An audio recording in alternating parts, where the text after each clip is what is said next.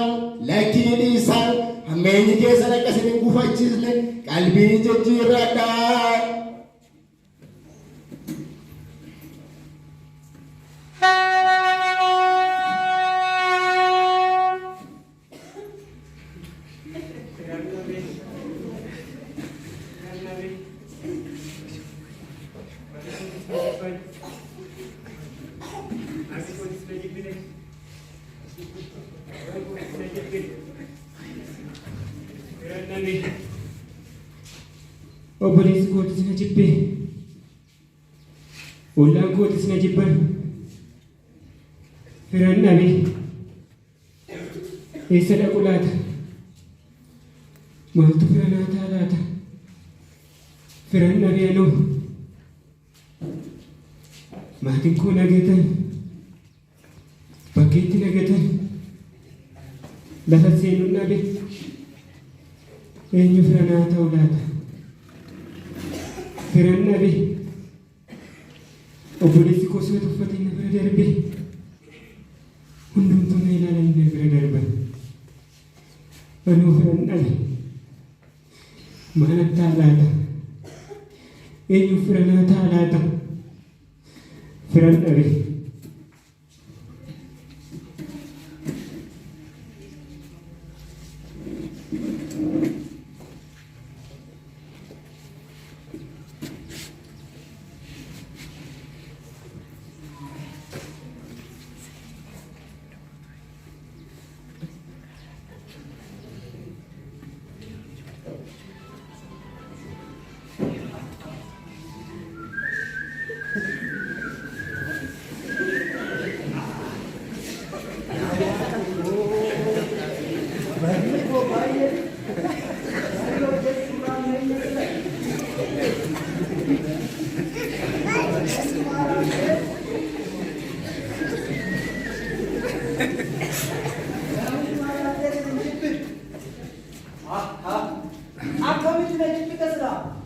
Ammeenya maalin godhe nyaadhee kanan dhuge osoo hin beelee ammeen nan nyaadhe nan dhuge maali badiin koo maali balleessan koo garuu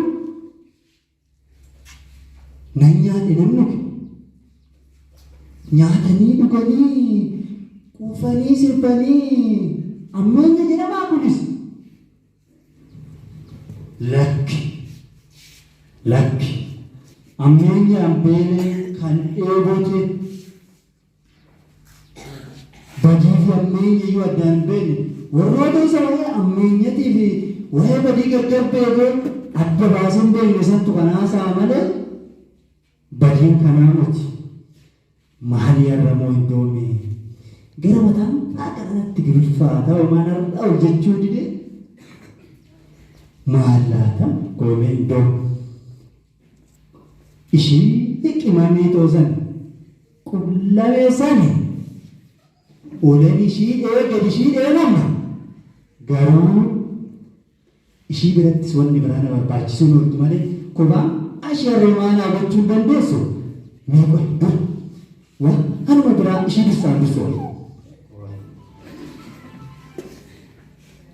jaalala waa'ee jaalala oofoo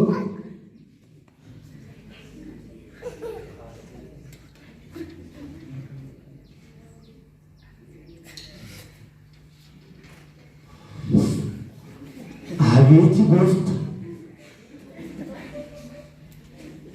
kunis ammeenya baay'ee amma kun ammeenya miti lakki sirri kun ammeenya miti maali namni waan barbaadeedha maal kun ammeenya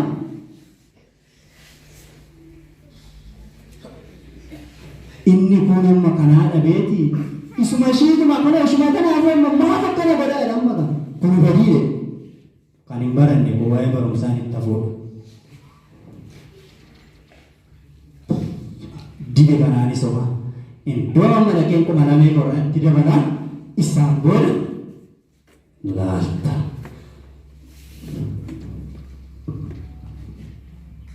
Garuu ani garaattas si dabalaa ati biyyatti nan dabaleessitti.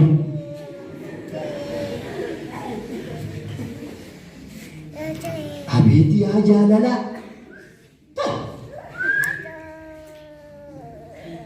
Fooliin ishii tiree ijoollee akkami baasa. Abeeti goofta. Waan akkana bareedu maal kutti ishii dhumee nama garrama kan amma. Gatii na jaalattuuf. Anshii batana hin qamma sinaan jette dhuge. Shawaaqe. Qoomee waa hojjechuun hordoftaa dabalatu wanni ta'u. Abeeti yaa Waaqayyo. Abeeti yaa dachi. Kana baattee dhigino jaalala kana wajjin kan nama jaalachiisa dhigino abeeti waan hin beekne kun waan jaalala waa jireenya nyaadhee dhugii beelee waa akkasuma dhibeeka yaa nama hin dhibu waa jaalala ati kana laaltee balballi keenyatti cufa iddoon kun maali? Jaalalli Waaqayyo kana bichaadhaan ibsama waan baay'ee jira. Gatii na jaalatu. Qasooti yamoo qasooti yamoo ayyaa qasoo. Mee qooma waan biraa iddoo. Kuni jaalala. Nama jibbee kana kennaa waan gatii na jaalatuuf malee. Qoomee har'aa agarta gudii jaalala waaqa.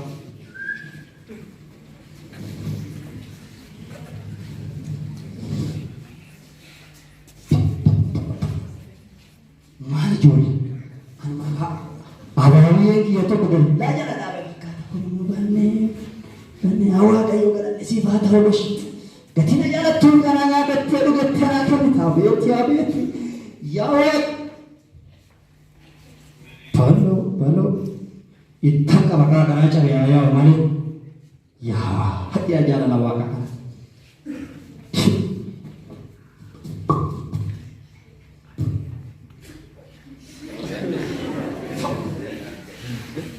Yaa kunis jaalala ammeenya kunis badiidhe baloo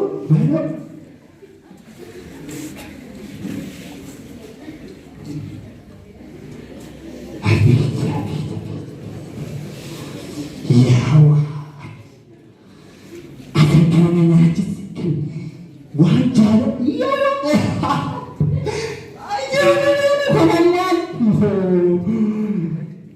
야, 근데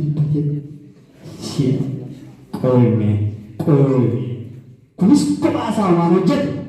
Wala kaso sa tara ba naman ni ko? O tara ba naman ni kunis?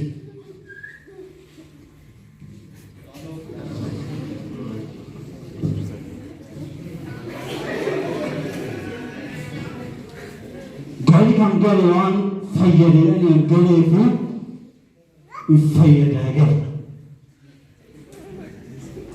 Oy. Itani ko fa choro no era tinagaribu sa malay.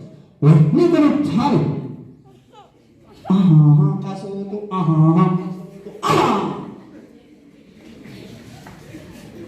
Ari to bofta. Siniso ya arake. Wala. Lagi. Yedono. Sena ke rupatu lagi des. Siniso ya arake. Wala sini. Covid ini tarage, oshogo, sini sudah, warna sini Covid ini fit, bos. Siapa tu?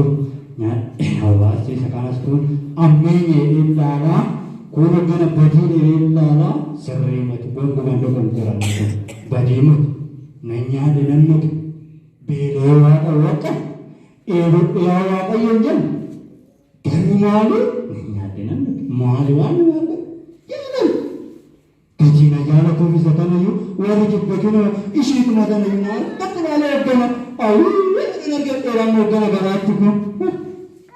Garo ka. Wala jala la, wala kayo kabuti sa kanan, nagkatuan, kasunani mo ito. Yaw. Barbara keti mana tuh mana lo nyat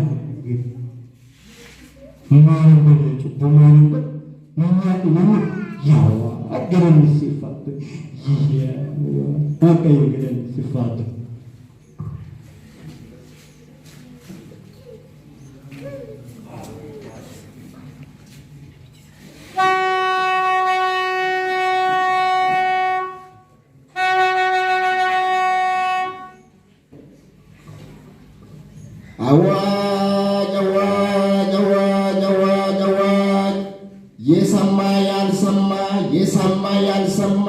ebaakaችሁ ልብ በሉ ebaakaችሁ አስተውሉ ebaakaችሁ የት እንዳላችሁ አስታውሱ መንግስተ ሰማይ ቀርባለችና ንስሐ ግቡ warri dhageessa warri dhageenye dhaggeeffadha mootummaa waaqayyoo dhiyaateetti qalbii keessan jijjiirradha baay'een keessan gaarummaa isinitti fakkaate osoo ejjaa jirtan foon keessan gammachiisuuf jecha osoo hataa jirtan hojii isinitti fakkaate warroon hojii madaadhaan hojii gaarii isinitti fakkaate jiraachaa jirtan baay'een keessan mul'achaatii jirtu ilaalatii turtan lakkiirraa of deebisaa jireenya keessan boru akka bu'uu isinitti hin taane obeeyyadhaa.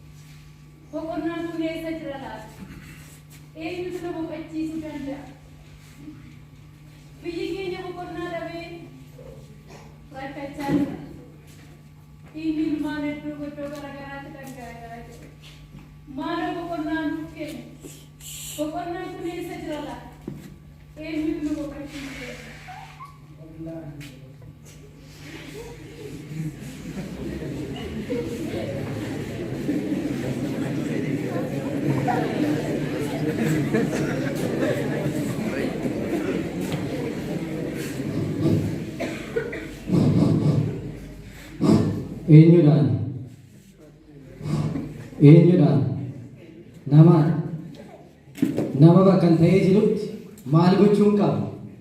Seerota Waaqayyoo eegee jiraachuun qaba. Kanaafuu maaltu narraa eegama? Yeroo sa'aatii kanatti dhaloonni yeroo kana irra jiranoo maal hojjechaa jiru?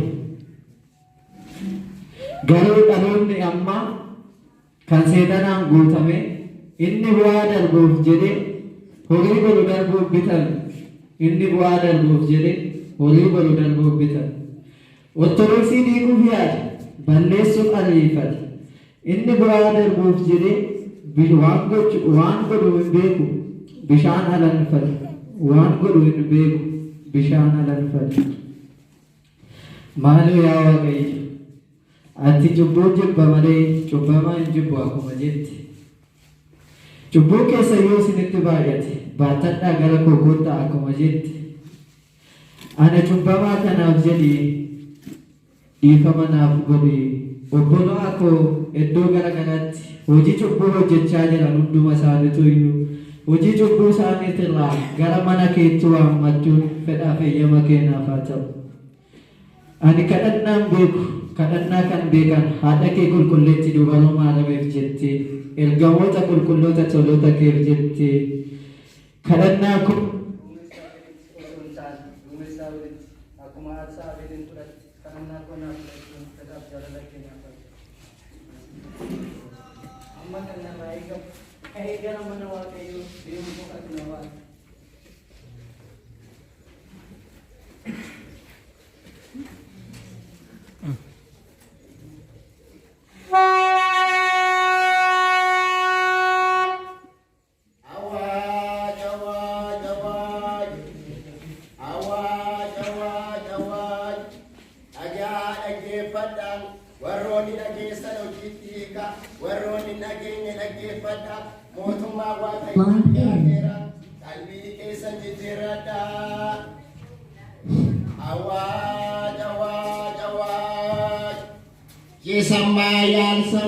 የሰማ ያልሰማ እባካችሁ አስተውሉ፣ የት እንዳላችሁ አስታውሱ።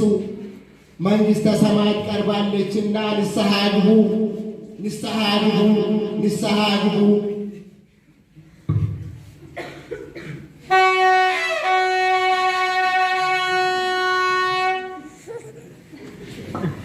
Cubbuun keessa gufuu akkasinitti hin taaneef guyyaan fayyinaa har'a keessaa immoo amma sa'aatii kan qulqullichi Qorontos Phaawulos ergaa isaa tokkoffaa gara warra saba Qorontositti kan erge boqonnaa 6:2 guyyaan fayyinaa amma har'a keessaa sa'aatii kana qalbii keessan jijjiirradhaa, qalbii keessan jijjiirradhaa.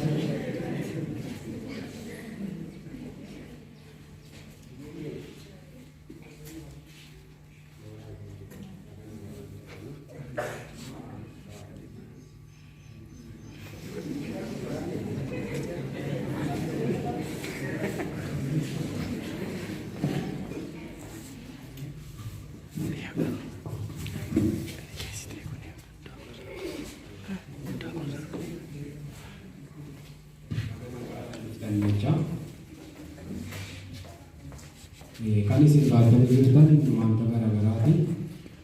Tarii kun hundi isaa biyya lafaa irratti foon keessan hojjettanii kan isin ittiin hojii keessan hojjettanii ittiin jiraachaa turtan ta'uu danda'a.